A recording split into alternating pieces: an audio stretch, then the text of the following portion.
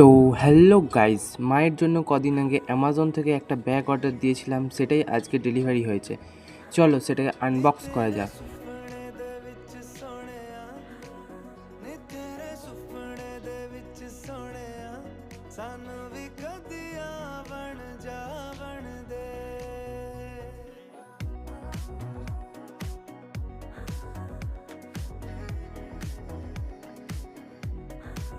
আর এই ব্যাগটির কোয়ালিটি একদম দারুণ কোয়ালিটি এসছে। তোমরা যদি কেউ নিতে চাও তাহলে কমেন্টে জানাও, লিঙ্ক দিয়ে দেবো।